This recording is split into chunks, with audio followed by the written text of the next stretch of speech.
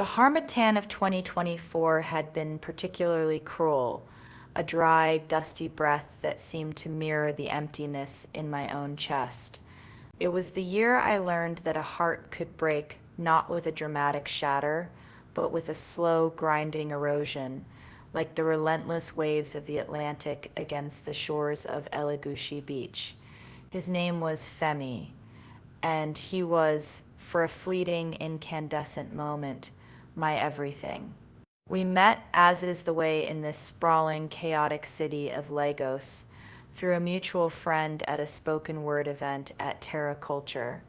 I was a freelance translator, my days filled with manuscripts and the relentless hum of generators, my dreams bigger than my bank account. He was a software developer for a fintech startup, his eyes holding the quiet confidence of a man who understood the intricate dance of code and capital. He had a smile that could disarm the most hardened LASTMA official, and a laugh that was a melody against the city's cacophony. Our courtship was a montage of modern Lagos life. We'd spend hours at ArtX, debating the merits of a particular installation, his hand a warm, reassuring presence on the small of my back.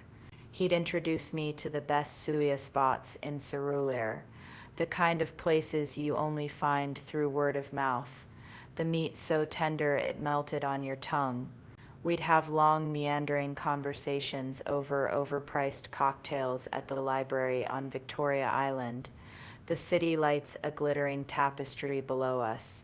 He'd listen, truly listen, to my ambitions of translating classic Nigerian literature for a global audience.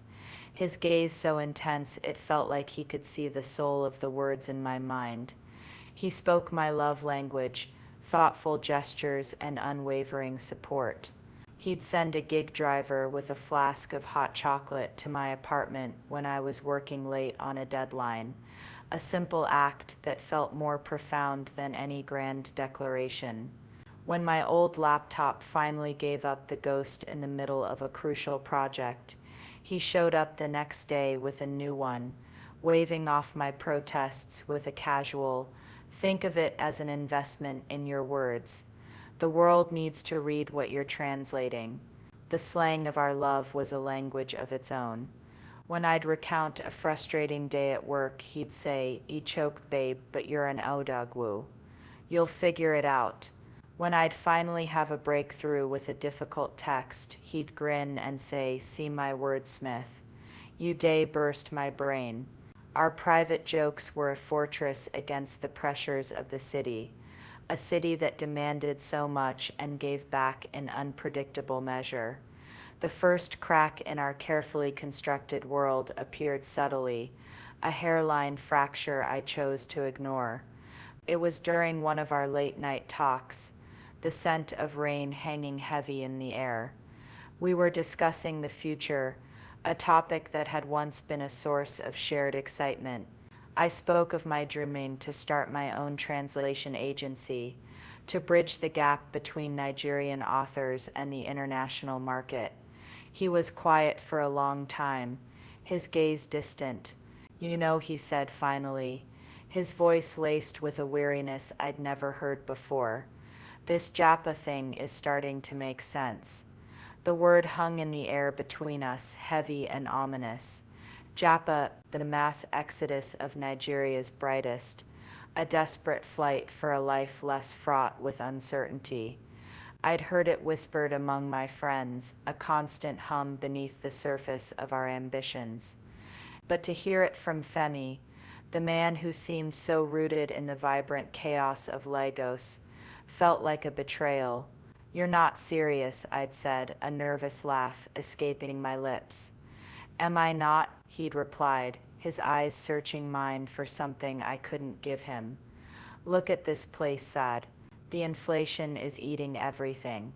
Sapa is a national mood. We work, and for what? To power our own lives with generators. To sit in traffic for hours. To worry about the next economic policy that will wipe out our savings." I had no answers, only a rising sense of panic. I loved this city, its relentless energy, its spirit of survival. It was a part of me, woven into the very fabric of my being. The thought of leaving felt like a kind of death. From that day on, a shadow fell over us. The easy intimacy we'd shared was replaced by a tense, unspoken negotiation. He started talking about Canada, about the express entry program, about a life where the system just worked. He'd send me links to articles about the best opportunities for multilingual professionals in North America, his way of trying to pull me into his new dream. But every link felt like a nail in the coffin of ours. The vibrant colors of our love began to fade to a dull, aching gray. Our dates at the art galleries felt forced. The suya on our tongues tasted of ashes. The laughter that had once been our anthem became a rare and precious commodity. I found myself censoring my own dreams, afraid that my passion for Lagos would sound like a criticism of his desire to leave. The end came not with a bang, but with a quiet, devastating finality. We were at Lekki Conservation Center, the canopy walk swaying gently in the breeze. We had barely spoken a word to each other all day. I got the invitation to apply, he said, his voice flat. I didn't have to ask what he meant. My heart did a slow, painful lurch in my chest. I looked at him, at this man I had loved with a fierceness that scared me, and I saw a stranger. His eyes, once so full of life and laughter, were now filled with a resolute, almost desperate ambition. An ambition that no longer had a place for me, for us, for the life we had built in the beautiful, maddening city of Lagos. So that's it then, I whispered, the words catching in my throat. He nodded, unable to meet my gaze. Sad, I have to do this. For me, he didn't say for us. The omission was a gaping wound.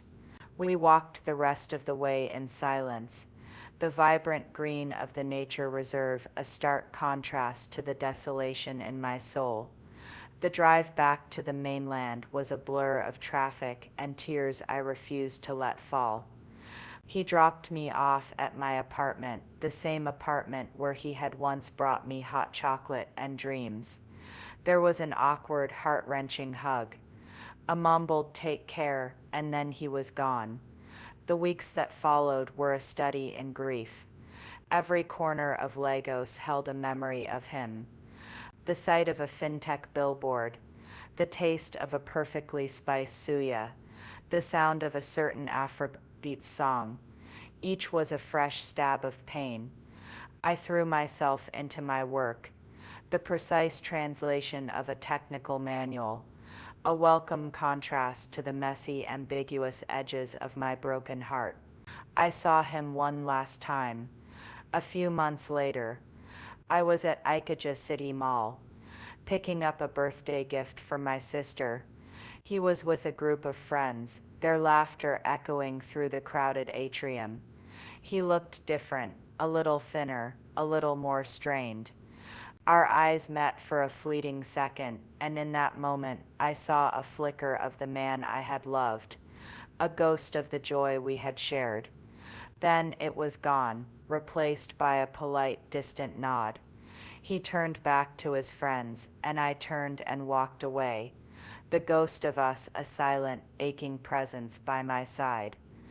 Lagos, in its infinite, unforgiving wisdom, eventually began to heal me. The city that had been the backdrop to my greatest love and my deepest heartbreak became my solace. The rhythm of its streets, the resilience of its people, the unwavering belief in a better tomorrow. It all seeped into my bones, a slow, steady transfusion of hope. I started my own small translation agency, my dreams taking root in the very soil Femi had so desperately wanted to escape. There are still days when the harmattan winds whisper his name, when a particular shade of blue in the evening sky reminds me of his smile. But the pain is no longer a gaping wound. It's a scar, a reminder of a love that was as beautiful and as fleeting as the Lagos sunset. A love that taught me that sometimes the deepest heartbreaks are not about a lack of love, but about the painful, irreconcilable divergence of dreams. And in the end, some of us are meant to stay and build, while others are destined to chase new horizons, leaving behind only the ghosts of what might have been.